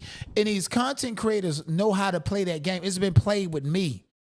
People have gone and filed fake ass lawsuits against me when they know that I know it's you who was taking my channel. It's you who was doing these things. It's you who decided to snatch a channel at the same time within a minute or two of filing court documents. And I never spoke about that publicly. You want that validation. You want to drive me up the wall, but I'm here to tell you, I am the it boy. You understand what I'm saying? These motherfuckers like T.S. Madison, who really want to be the it boy, they plot, they plan, they wake up every day starting the most bullshit in order to put themselves in positions so that the public can see them larger than life when they really feel this small, honestly. On the inside, they're this fucking small. These bitches got to get high hit lines just to go live, just to act, engage and shit like that. I don't fucking give a fuck about it. And I disassociate myself from the black LGBTQ plus community. Want me to tell you why? Because it's all about sex. They so gay, they end up wanting to be a fucking woman and be like a nigga with some titties with their shoulders, on their shoulders, like T.S. Madison. We love you in Beauty and the Black. Laverne Cox is your sister. We love Laverne Cox in Orange is the New Black. Or did we? I understood the assignment and I understood what it was. But, you know, I feel like they gave a little bit too much camera time. Laverne Cox would have did better on Pose because I knew for a fact that was a transgender-led cast. It made it money. It had its community building efforts and people around it. Everybody does not have to agree with you being gay, straight, bisexual, transgender, or nothing. That is called freedom of speech and freedom of expression. I don't have to fucking agree with you. I don't have to agree with nothing that you say. And we all know, again, it's this game. You pull up somebody's content in real time, they're going to shut you down. That happens all the fucking time. T.S. Manhand, you're not a fucking victim. You're not larger than life because you can sit on RuPaul's Drag Race and tap into these white people who don't know the egregious shit that you say on the fucking internet. And you know that, so you can get on the red carpets and act like you're a victim. Throw DL Whisper under the bus. Try to fucking clout chase off of Nicki Minaj and everybody else. You're not a fucking victim. You are a narcissist. You're extremely calculated in what you do. And again, if something happens to the DL Whisperer while he's locked up, such as a false report that he committed unalivement and shit like that, bitch, we don't want you to go back on when you said that you dropped a tear and had him locked up. I'm smart enough to know that your ass, and even if you did tear up, bitch, it had nothing to do with feeling sorry for him. It had everything to do with you trying to publicly grift and throw him under the bus for your own benefit. And I want to remind you, there was a 1970 conversation that still matters. Black men have stood by for a very, very long time and being humiliated by the system. Right now, the DL Whisperer is being humiliated, whether it's on behalf of T.S. Madison or him jaywalking or stealing a pack of bubblegum out of a fucking store. He's in the sun downtown. Bitch, we don't give a fuck about your transgender activism. Free that nigga. Number one, it says that matriarchy is inferior to patriarchy, which is a whole thing right there. You see that patriarchy is a sort of natural or divine order of things, which is not so. Two, that black men have believed and internalized the myth of white womanhood and Anglo-Saxon impositions, so that they place us in relation to where white women are. Two things a woman, I believe, being a black woman and a very proud black woman, can do for a man, make him or break him. And then you take into consideration how the black man has been berated by the white man. His woman, you know, adequately couldn't have the luxuries of another woman born the same just like her. This man has to, you know, black men have stood by for a very, very long time and been humiliated by the, you know, the system. He can't get the job that this fella can get. And you must understand that his wife might have to go on welfare. He has to stay in the humility of that. He has to watch the plumber duck if the welfare worker come in there. Mm-hmm. You understand me? He has always been like made to feel he's below the next man. So you must, all this you must come, you know, take into consideration. You know, now black men are learning, you know, that they're part. They're beginning to feel like a man. Exactly. And I just want to be very clear to the people. The white folks don't give a fuck about T.S. Madison or transgenderism. Like, that's the Bible Belt. If the judge is a woman, more than likely a white evangelist, which is the most racist person on this fucking planet. You're allowing this white system to use you as a pawn to put a black man in jail and use him like he's a rat in a laboratory to figure out how far they can go and how much he's going to survive. That's the same shit that happened to Nelson Mandela, happened to Malcolm X, happened to me. Bitch, if I get in trouble, I don't give a fuck if it's spitting on the ground. They're going to put me in jail on a $250,000 bill in LA County and make me sit there like I'm going to waive my right to a speedy trial. Bitch, if it wasn't for me saying that I want a speedy trial, I'd probably still be in jail for some bullshit like throwing paper on the ground or cussing at somebody. Literally, because I'm smart. And it's real black men like me are a big fucking threat to the system. Because I know the system and I know the streets. The streets know and the system know that if you get out of line, bitch, I'll fuck you up. But because we in the streets and you don't want to get out of line and you'll run to the fucking police, I can't fuck you up. Hell, I can't even challenge a nigga to a boxing match. You understand what I'm saying? I'm so fucking smart and that intimidating. And it's unfortunate. Most black, and I said it so many times, the DL Whisperer would not be in this situation if we teach our black kids to learn the police, to learn the judiciary, to learn the system so that you can fucking beat it. You can't beat some shit that you don't learn and don't know about. DL Whisper said out of his own mouth, oh, my lawyer, I don't know what they're doing. And, you know, he said that I could be sitting here for a year and there's no trial date set because you waive your right to a speedy trial. You got the right to a speedy trial on a felony within 60 days, a misdemeanor within 30 days. Oh, bitch, let's go to trial. And then when we get to trial, when they pick a jury and the people sit there, I'm going to make sure they laugh at you. I'm going to make sure they laugh at the judge. And I'm gonna act like this is the Diddy trial where everything is a fucking fun and game and I pour baby oil over my motherfucking body or some shit that we see people doing in public. I'm going to make light of it while also knowing the law and knowing my legal defenses because I want you to know this shit will never fucking break me. I don't need to hire an outsider to do the work. Y'all seen Diddy say we need some influencers to be able to make light of this, to make fun of this, to take the power out of it. I can do all of that in myself. Bitch, I'm a one-man army. And again, regardless of who you love in private, whether it's a man or woman, that has nothing to do with how you express yourself. I feel like Funky Dineva. I feel like T.S. Madison. I feel like these super sexually driven gay black men that hyper focus on women instead of society is the problem. It's a big fucking problem. That particular personality that they exuberate is detrimental. And it's dangerous because they have these big platforms. They can set the standard. Let's set the standards for when the DL Whisperer get arrested, we pick at him. Let's set the standard that when a black woman come out here, whether she's lying or whatever, and she has spent hundreds of thousands of dollars, we can ruin their opportunity. Sometimes you just gotta walk away from these bitches, because I feel like women are always calculated and planning and shit like that. And only a feminine ass nigga would be thinking like that on that same page. And I don't fuck with niggas like that, okay? I move on and move forward. But again, you know, a lot of women feel like women are unprotected. And it's surprising to me that Shaka Khan, she calls Ike Turner, who famously abused Tina Turner, a loving human being, and says he was a victim of himself. And you know, Did you know Tina Turner? I met her a few times. Because she was in Switzerland. I knew Ike more. I knew Ike.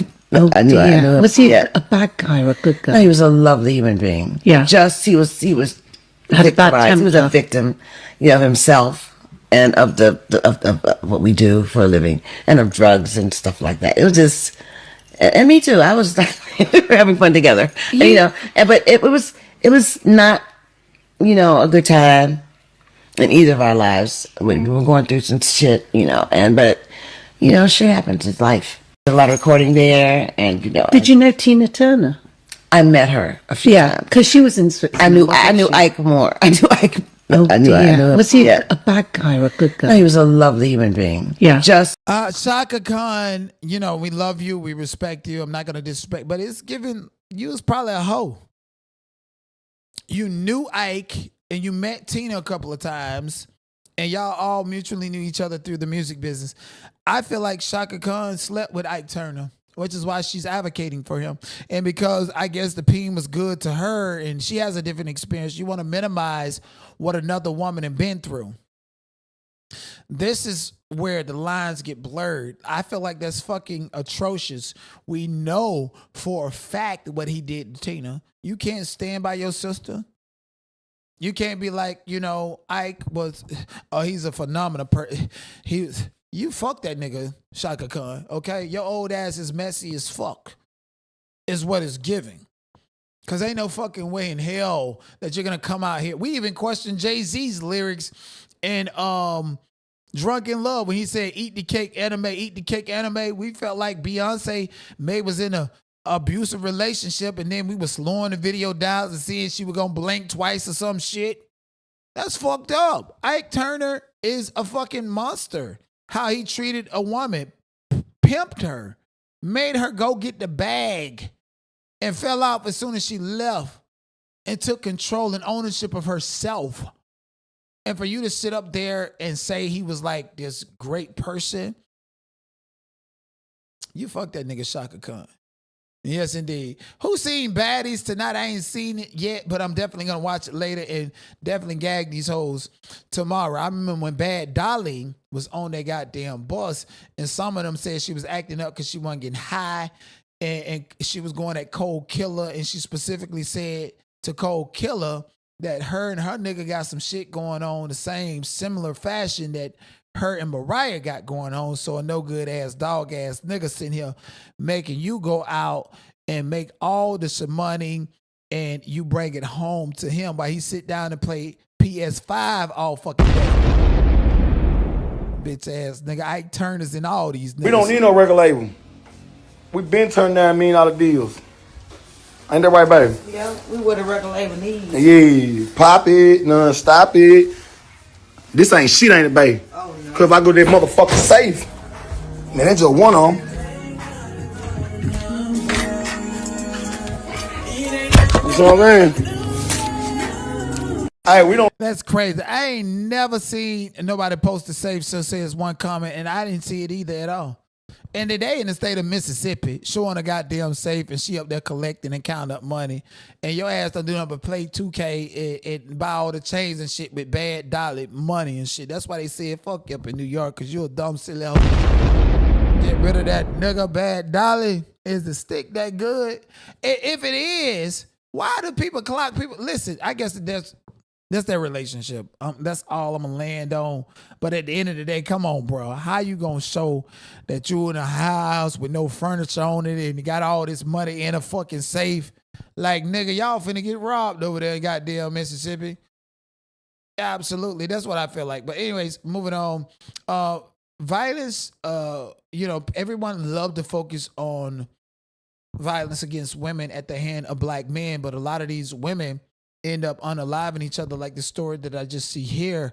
And I want to know if it was actually due to and in correlation with the man. Yes, hi.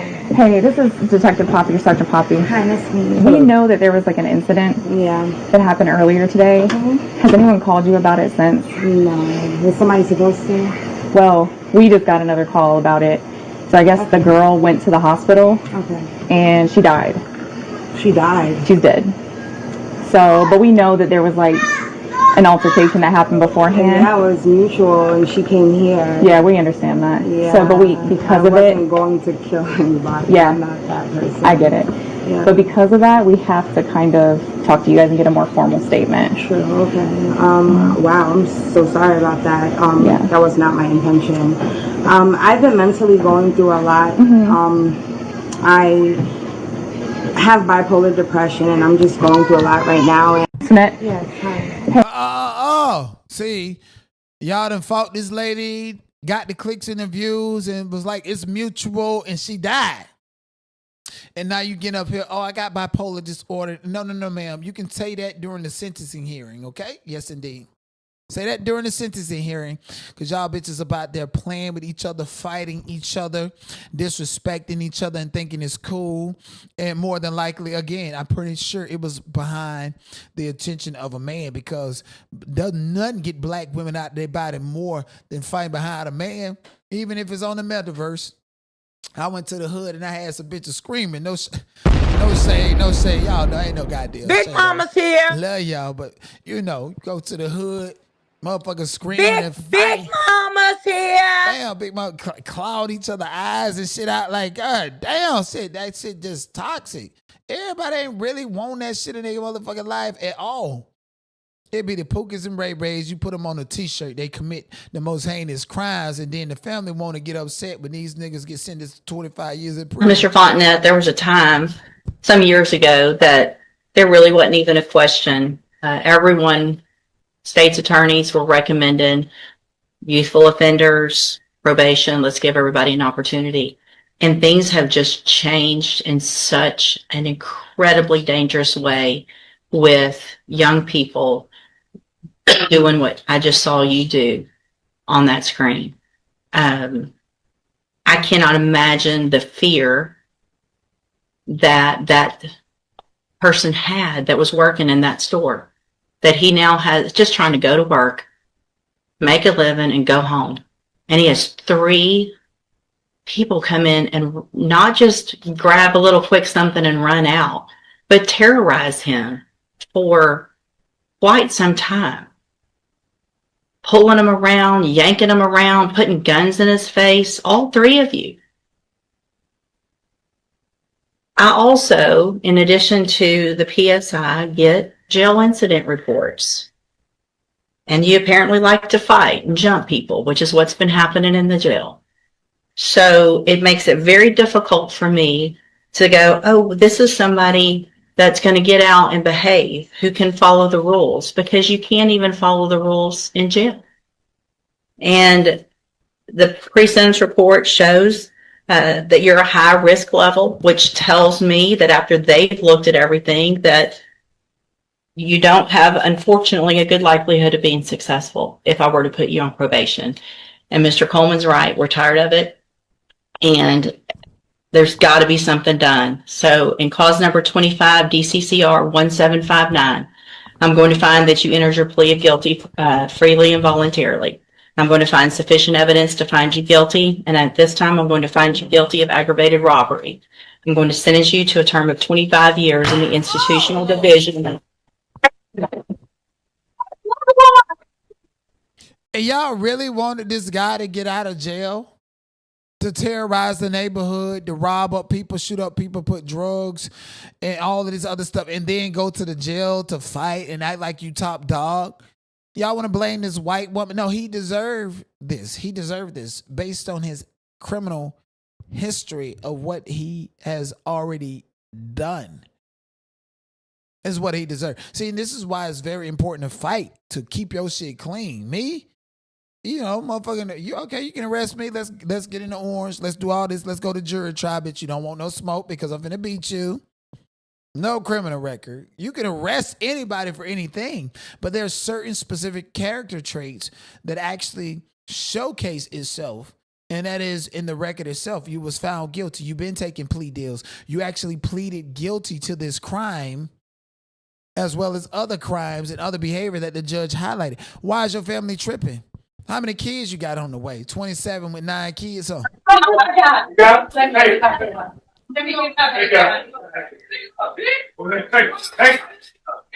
Mr. Fontenette, there was a time. So yeah, like I don't understand the smoke here. I don't understand why he feels like he can go in here and play with these white folks with a black lawyer at that. Yeah, you got that many points, and you thought you was gonna take a deal and everything was gonna be okay. Thank you for saving government resources, but if you probably took it to trial, you was gonna get the same sentence regardless because your character showcased its motherfucking self. So this is somebody who needs to be in there. I don't even know what he did. I just know based on the reaction and based on what the judge is saying in this short clip, is clear and convincing from his priors that he probably actually deserved that. At least she's putting him down. Unlike the CPS system and the local police officers, they put the biggest criminals and the most unfit parents and keep them free while taking advantage of the good. Get him up out the motherfucking streets. Yes, indeed. So I ain't really advocating for all niggas that do this detrimental shit, right? So I don't want you guys to confuse that. Men got to do whatever they got to do to survive. How about the straight father admits to gay for pay to support disabled son? I don't give a F. I was on survivor mode is what he said. And he decided to do some gay for pay stuff. Are we living in a double standard society where women can sell their twat? Even while being married, they still selling their twat. Oh shit with me, whatever y'all want to say about the shit. Yeah, that shit happened. I'm going to put the shit on the floor. I'm a real nigga. You feel me? It's already out there. You can't deny the down low shit. With me, whatever y'all want to say about the shit. Yeah, that shit happened. I'm gonna put the shit on the floor. I'm a real nigga. You feel me? It's already out there. You can't deny it. You can't hide from shit. I did in the midst when I had a bad back, had 2 slip discs. You feel me? Couldn't work. Son was disabled. In the hospital for cerebral palsy, feeding tubes, all type of shit. I did what I did. I survival mode because his mama wasn't doing shit, and they had to get my son a house and a roof over his head to make sure my son was good before anything. So if anybody feel any type of way about it, then it is what it is. I can go take a lie detector test, whatever. That's the only time I ever did something for money with a nigga, anything with a nigga, simple, period, and plain, and done, and that's it. You feel me? I only fuck with bitches, but I'm going to do what I have to do for my kids regardless, and I don't give a fuck whether I have to give my life for my kids. My kids come first. So if a motherfucker don't understand that, then it's simply fuck you. I actually believe everything he said. And I do believe he was wrecking some hoes. Let's be clear about that, okay? And my whole thing, I don't think nobody getting on top of him or nothing. Like, I don't believe none of that. I believe what he said. Like, you know, when he's saying that he's doing specific things in order to survive, like in Hollywood, you got Channing Tatum, Tom Holland, so many people actually done took some pain, done let somebody blow them, done did whatever they need to do. Even women get all these degrees and work in corporations, and they bossed and smashed them in order to get that promotion or to solidify their position in that company. So when I see someone in survivor mode actually doing what they need to do to survive and picking themselves up and getting themselves out of that situation so it does not become a habit or a reoccurring issue, I look at it like, you know, like there's a lot of heterosexual men who probably went through SA when they was a kid. That was involuntarily because they was a child and vulnerable and somebody exposed them. So I don't look at them like they're gay because somebody raped them. It was not a deliberate choice. And so I would compare what he's saying about actually slanging in the cell a little bit to take care of his child. Because a real man is gonna do what's necessary to make sure his child is taken care of. And a lot of women know that, and they take advantage of that when it comes to real fucking men. Even the CDC classified and stated that black men are the best fathers in America. So I'm not going to look at him like he's gay. He's the type of man that a T.S. Madison would hire and pay, if you know what I mean. Then he'll go back to his girlfriend and she feel like she owned that and he owned that, he clocked that, but you still, your bank account and all the money that you making and the mechanical residuals and shit coming from Beyonce went to him. And that's why we got a DL whisperer. sometimes it's best to stay single. Rest in peace, Tupac. Shout out to Tupac. Tupac once said, stay single if you love hard, because people don't value that kind of love no more. And see, this is why you got to be comfortable and content with yourself. Absolutely. Like I have friends in my life that just don't know and understand the type of love and respect that I have for them. Like I literally have a friend that classify or projects heterosexuality, and I know for a fact there's been opportunities for me to do certain things and I did not do it out of respect, right? Like for instance, like even women go through it. Like when women are trauma bonding and telling their shit about their partners or their life story with another woman, it's be some kissing and touching involved. I feel like that's predatory behavior. But sometimes people deliberately put you in situations because they want to use that particular moment as an excuse for why they was comfortable doing whatever they wanted to do, if you know what I mean. But anyways, it's not really about being single and staying single. It's really about loving yourself wholeheartedly to where you don't need nothing or anybody outside of yourself. And I'm really learning that, literally. I'm literally learning that in real time, to love myself wholeheartedly, be by myself, be with myself, get out of a situation that's comfortable, but that's probably not healthy for me. Be totally comfortable with being uncomfortable and exploring reality, exploring something new, doing something new. And I have learned to love myself so much more. So I don't have to go out and try to find somebody to love me. People that are looking for love are people that's looking for something to fulfill a hole or a gap within themselves. And you're never going to really find true love that way. True love actually stumbles upon you because when you ain't looking for it, you find it. And I know we're all egotistical. You know, the person that loves you and the right person for you probably don't have the right look, probably don't have the right texture, probably not even the right race. You can have this ideology of what you want, but love will come into your life. It's up to you to accept it. And not all the time does it lead to or have to be intimacy. It can be a friendship. And I love you as a friend. And intimacy shouldn't be able to change or differentiate or make it stronger or weaken it. That's real love. Okay? Love does not necessarily means that you're going to jump in the bed with somebody. Again, black people, we so good being in the bed, but what about the dinner table? Can you fall in love at the dinner table? Can you fall in love at the board meeting? Can you fall in love with a craft? Can you fall in love with the people that are around you, that work with you, that deal with you, that tolerate you, that you deal with, that you tolerate? Can you love the people? Can you love yourself first and foremost? So shout out to Tupac for saying that. Everything is about love. It really is. And at some point in time, people have to understand you don't have to go out and get surgeries to chop up your body and put a BBL in your booty. Like from Cardi B, a heterosexual woman, to T.S. Madison, a gay black man with some titties on his shoulders. Like, love who you are. Okay? Don't look at yourself getting old and feel like you got to fix this. We all love Beyonce, right? She even said, pretty hurts. But at the end of the day, it's the soul that needs surgery. Work on you, and love will come into your life. Moving on. Speaking of Beyonce, Carrie Hilson is still sitting down, crying about the L she took for releasing that bullshit ass diss track against Beyonce, produced by Polo the Don, and want to blame Polo the Don for why the diss track was released or created when your ass went into the studio, the booth, and laid down how many verses and how many times you repeated them lines before it became finalized. Girl, bye. Power dynamics are real. Yes. And people love to flex them when they want to convince you or force you to do something that you don't want to do. Power dynamics are real. Yes. This is how I learned that. I didn't even know the phrase back then, but that's exactly what was happening. These are people that had my career in the palm of their hands, and at the push of a button, it could all go away. And that was very much the threat. Very verbal was that threat. Very verbal, very verbatim, you know? What choice did I feel I had at, 22 years old?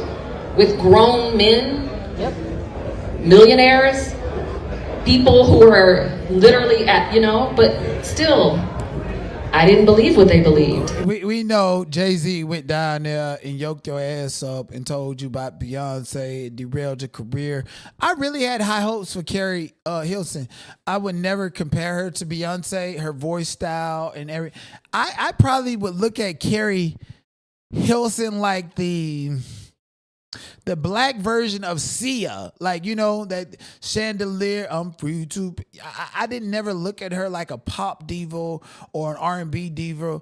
I really looked at her like someone who had the pipes, the vocal, the skills, and she probably more than likely could have went a little bit further if she did not do the diss track against Beyonce. Most certainly she did it because she thought it was going to elevate her. And she continues to say she wished she would have lost her deal instead of it dealing with her mental health. Baby, you didn't lose your deal because they knew you was talented, and whoever you was signed to got in line with the powers that be and made sure that your career was stomping on. And people are saying that Jay-Z and Beyonce, their karma is catching up to them. He done did 2026 GQ interview talking about it's the year of offense. And we know that Jay-Z and Beyonce do not pop out unless they selling some bullshit to us. I wouldn't be surprised if Beyonce put her name on some fucking towers and become Martha Stewart.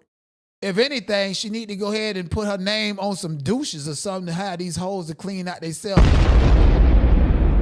I believe if Beyonce created a feminine hygiene product down their line, that right there in itself would make her another $1 billion in itself.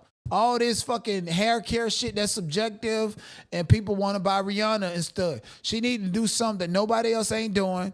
And while y'all paying for the little local spiritual shop, you know, come and get me love potions inside of that shit that y'all use to clean out and balance y'all pH balance. If Beyonce came out with some stuff like that, then guess what? Y'all definitely would buy. But can she come out with some shit like that? I mean, that's like witchcraft. You know, putting some come and get me and pheromones and shit in there to clean it out. They already say she a witch. Lord knows they say Tina Knowles is a witch. Say she done sold her gumbo to the wrong bitch. This type 2 diabetic girl that went and got her some gumbo intentionally. Had a blueprint on how she was going to get some of Beyonce money and said Tina Knowles poisoned her with the gumbo. And we the people said we knew she was the fourth Sanderson sister, the pretty one, that is. My eyes is swollen. I don't know if y'all could really just tell. I'm fucked up, extreme. Thank you, I got the bubble guts. I done took all type of diarrhea medicine, like all type of medicine to get better, and I'm not better. I just literally just got off the phone with the health department, and I told them what happened to me, and I told them all I ate before going was a bag of Cheeto Puffs, and when I was there, the only thing I drank was a bottle of water. I thought I was going to die. Like, I swear to God, on everything I love. Like, it's so crazy. I should have had basically everything recorded, but I don't do content. I'm not a content creator. I don't like just be record. I barely take good pictures and videos and shit. So POV, you eat Mama Tina's gumbo. Now you have to take antibiotics. I have to take antibiotics for. Girl, get the fuck up out of here. Again, the scariest thing to do, the scariest thing that is to be black in America and also to do business directly with black people. Have you ever done that? Even strippers, though. You go stripping the hood clubs and shit like that. The niggas, they want too much for a little dollar. And at the point, like, get away from me. Let me go on ahead over here. At least the white folk got a $20 or $100 or something. These niggas go in the strip club with their last fucking dollar and they want to wrap the dollar around their finger and stick it in your hole. The fuck is you talking about? Niggas just want too much for too little. She said she was going to get her some of that Beyonce. Beyonce money. Beyonce make the mouth drop. And Tina Knowles gumbo. They say it's bad. They've been making bad reviews. And I don't believe them people wanted anything but some motherfucking clout off of Tina Knowles from that gumbo. And it's funny to say that, yes, people have said Tina Knowles is a witch. And I go ahead and say, yeah, she got the Sanderson sister gumbo. But it really and truthfully, does it call for all of this? It take a black person to ruin a black-owned business all fucking ways. And Tina Knowles made a mistake. Because if you got black-owned business, put some white folks out there. Put some white folks there to serve it up, and you stand right back there. So when the niggas is there, especially in Texas, when the niggas is there and they see you back there, and the white folks, they mean business. Come and get you some gumbo. Tina Knowles step forward so that you can take the picture. All she had to do was hire some white people. Black-owned business, hire white people to operate it. That's why I don't understand why people had a problem with Jay-Z and Beyonce owning Tidal but hiring white people to run it. Because when niggas run it, it's like black everything, and you got to deal with problems, fake health care, fake CPS doxing, and all this other shit going on, and fake reviews. What happened to the black lady that had the fucking hair product line? Yes, over there, it was a TikToker that destroyed her hair care line, saying that her shit fell out when she was bald head from the motherfucking start. What happened to that? But I bet you if it was a white business, they would have got some brand endorsements and shit like that. Look at the Gorilla Glue girl, stiff wear. You understand me?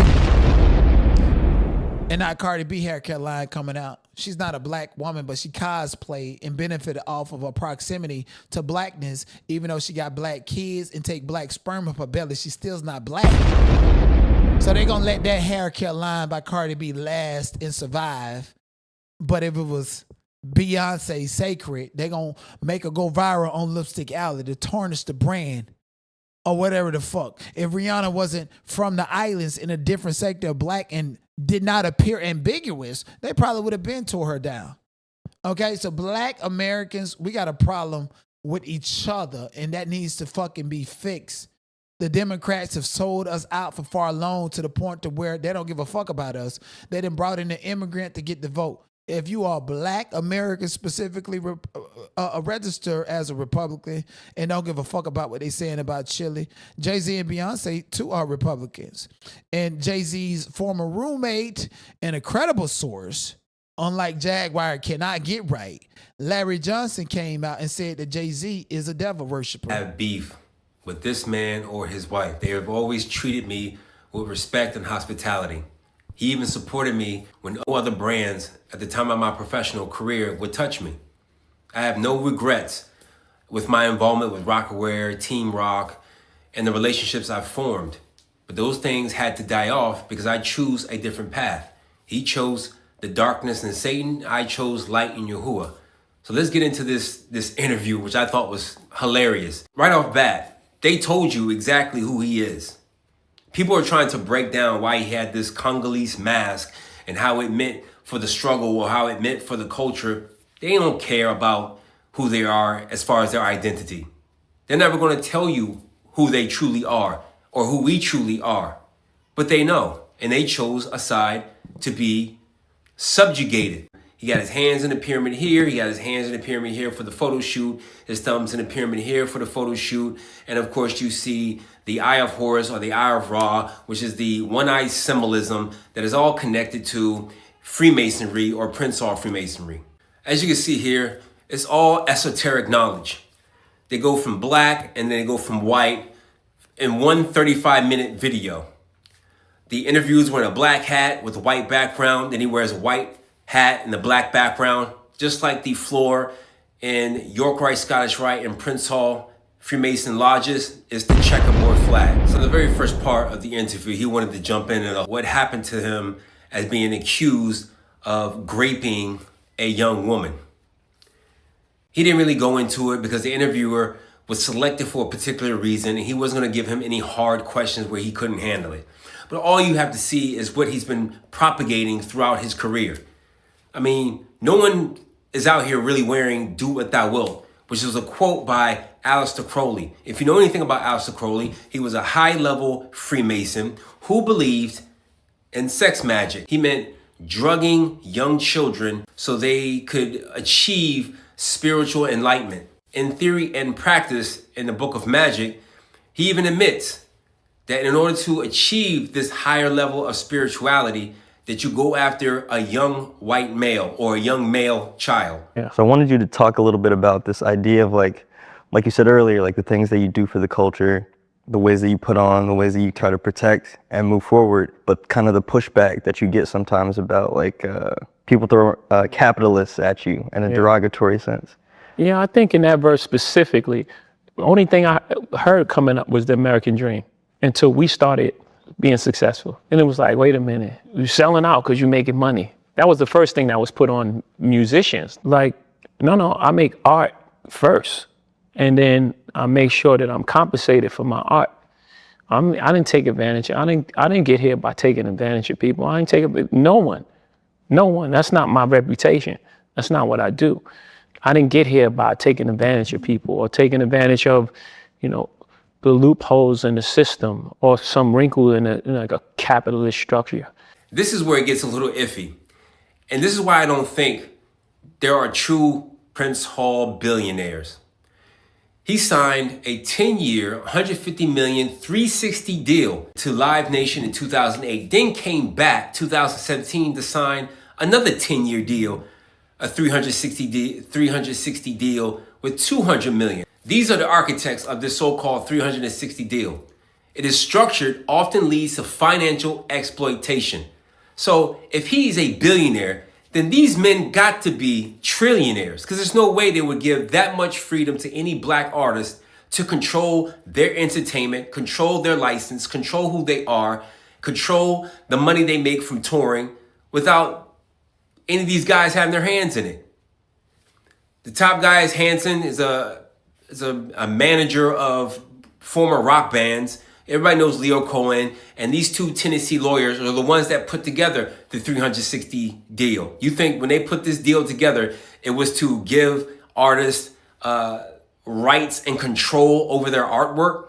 No, it's literally financial slavery. They need you Negroes to believe that they are. And then the Chinese people own all of these stadiums and arenas throughout America, including the newly built SoFi Stadium in Los Angeles. Chinese people own it. Billionaires, so you keep going into this industry and then getting exposed and then knowing that you have to open up your rectum or your prostate in order to elevate into getting a billionaire status. They don't tell you the other side of these deals. You can get as many degrees as you want, but it's just like trying to get all degrees you want, but you still got a ceiling. He can't go but so high because the people that he worshiping, that he kissing their ass and letting them fill him up and shit, they don't know shit. He's involved with this shit, man. See, the reason why they pick drug dealers is because if you can sell poison to your own people and destroy them, it ain't nothing for you to do it and say it over a beat. So basically used him. He was literally the least percentage of owning the Brooklyn Nets. But the reason why they put him up here with the owner, because they needed him to be an image to get people out of their housing. So you glossed over the fact that, oh, this is a black man in the corporate white world, really being an image and a representation of us, that you can make it out of the hood and you can clean up your past and you could be right up there with the big dogs. No, they were kicking people out of their homes in Brooklyn. Anybody who's attached to Masonry, it's the cult of Baal. They believe in sex worship and human sacrificing. So he quit rap or retired from rap a little short under 2005. His nephew, which he was close with, he was the one that was sacrificed. Then he came out of retirement, October 27th. And then he came out with Kingdom Come, and Khalik is featured on Lost Ones. He thought that he could live his art outside of control, and that's why they funneled him back in to Masonry. When you say they, like, who is that? Whatever the threat to, however the system is set up to keep things at status quo, and keep us in a position of using words like allow. So anyone that's culpable in creating the system that we operate under, that's they. Yeah. That's they. Everybody know who they is. They can't do anything without allowance. That means York Rite, Scottish Rite allow them to put out a certain image. Jewish and they are the hierarchy enslaving you, not me, motherfucker. Mysticism or the Talmud allows them to get away with certain rituals and rites because that's their form of passage to elevate themselves through degrees. It has to involve children. It has to involve sexuality. It has to involve blood sacrificing. You said something just now, though, about you pushing independence, right? Kind of like in the spirit of Prince. When you embody that, do you feel like you are kind of setting a mold or leading a charge for like what the successful black man is allowed to do, and like breaking these spaces, breaking these confines. Yeah. I even want you to take that out of your vocabulary. Take what? Allowed. You know what I'm saying? We're not allowed to do anything. You know, in order for someone to allow you, they have to have authority over you. Can't go but so high because the people that he worshiping, that he kissing their ass and letting them fill him up and shit, they don't know shit. At the end of the day, they're slipped in there to be gatekeepers for the black community. That is all. Regardless if he says that there's a problem with the alt-right or people going to Republican, he seems to forget that Trump pardoned a snitch that is on his team. So they flip-flop back and forth, and they don't think you guys can readily identify when they're lying or not because y'all so mesmerized by the artwork, which is why they put everything as visuals and music in front of you Negroes' faces, because you can't readily discern if it's masonry, Luciferianism, Satanism, or if it's righteous. And because you had never seen any image of righteousness on the television, you are fooled by whatever image they give you. And there's just a lot of truth bomb there. It sounds simple, straightforward, sounds redundant and repetitive at this point in time. And the reason why people really don't take action when they find out information like this is simply because we as people, especially Black Americans, have been desensitized and programmed to just laugh at the truth and to think that the truth is just something completely normal. They put it in cartoons, they put it in movies, they put it in music. Are we supposed to believe that Jay-Z is not culpable of murdering blocks and avenues and he can still hear kids streaming in his dreams simply because he put it in lyrics inside of Monster, and those lyrics is his artistic expression? But at the same time, we want to say that it's okay to use Little Durk's rap lyrics in his pretty much artistic expression against him in the court of law and get him sent up the road. So if that's the standard and we listen to these rappers say certain things, even Rick Ross has a whole song called Freemason, and it sounds good over a beat. And it sounds good to talk about building pyramids and who's the original people. He's talking about Prince Hall Freemasonry. And no, we're not going to believe that. We're desensitized to it. A lot of things that people say, especially in 2026, the conspiracy is now the actual truth. And they're not making it any harder for us to believe, especially after Charlie Kirk's assassination. You know, so Jay-Z and Beyonce, unfortunately, looks like they're losing their grip on culture and the culture cloud of it all. I remember listening to Salon Bella, who was a psychic on YouTube. She actually did a whole video talking about P. Diddy, what would happen to him. And before his arrest came, and she also did a video about Jay-Z and Beyonce and how they're losing their slip with the culture and the culture influence. And I think they know it too, and they're scared to lose that, which is why Jay-Z and Beyonce does not engage with and sell products directly to the public at all. Like I'm gonna tell you where I kind of like side-eyed Jay-Z when he had that deal with Verizon where he sold 1 million albums before it was released, and it was simply because of his commercial deal with Verizon. And now he's doing a GQ interview, and Jay-Z's nobody to look at unless we're all buying a pack of Camel cigarettes. And Beyonce and them, they can just pop up overnight and have all of this cultural clout transferred into actual currency is what they like to do. He said 2026 is all about offense. How much defending, how much addressing the questions and concerns that we want to know is he's going to do? Whatever happened to that? Beyonce haven't done an interview in a long time. Matthew Knowles and Tina have both come out and said that Beyonce is dyslexic and challenged. In what way? I'm pretty sure she's a creative genius. And guess what? Many creative geniuses are looked at like they're psychopaths. They say I'm a psychopath, but I'm just a creative genius and I want to entertain people. But I would not be surprised to see in the next couple of weeks that Jay-Z and Beyonce actually release something that's significant and important and that is fueled with currency. Today is 3/29/2026.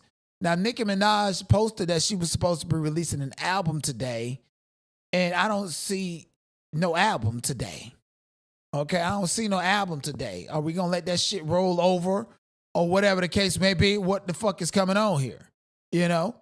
And I was doing a little research. Nicki Minaj actually has been a diehard Republican, just like Nick Cannon and 50 Cent and the rest of these black men that y'all not calling out for being Republicans. So have Amber Rose, an industry thought. Now, she went a little bit too far when she said that white folks can say the N-word. First of all, white people should be able to say nigga. So, and I'm going to tell you why.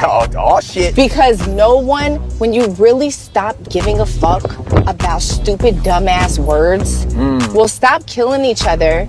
And Nick, it's very different. You know, if it says the hard R and they're pointing at you, it's very different than rap lyrics or saying, oh, that's my nigga, that's my homie. Right. You if know? somebody's using a term as a derogatory term, but we know that. You know the difference between somebody just saying we're all smart enough. We're all smart enough to know what's right and what's wrong. Right. So why are we putting so much damage and pain behind? I let my kids curse. They have freedom of speech. Right. Why live in America if you don't? That's all I needed to hear. You let your kids curse because they have freedom of speech. You correlated bad, foul language, low vibrational language, diction to the likeness of your parenting. So you're not raising your kids the right way. It's not because we as parents and we as adults don't want kids to say certain words. It's because people that usually say those things have short vocabulary and they stay stuck in low vibrations.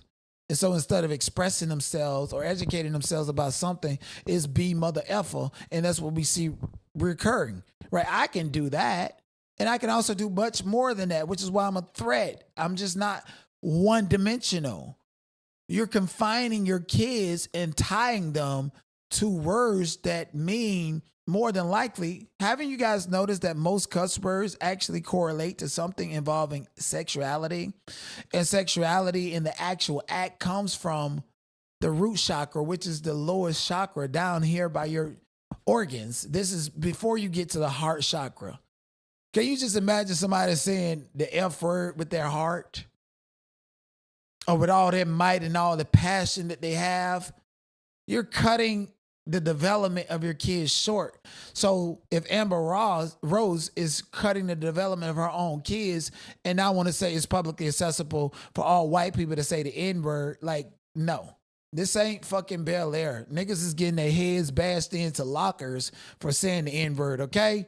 Black people, we have no power and control over nothing. Let us have something, motherfucker. A nigga go get their eye slashed and call it a fashion statement, the police gonna say it's gang related. But if a white man like Charlie Puth do it, they gonna put him on GQ magazine. You understand what I'm saying? Or black women don't mind having a hairy snatch down there. And people talk about them and talk about how they smell. They talk about them worse than they do Michelle ATLien if they want a little hairy cooch.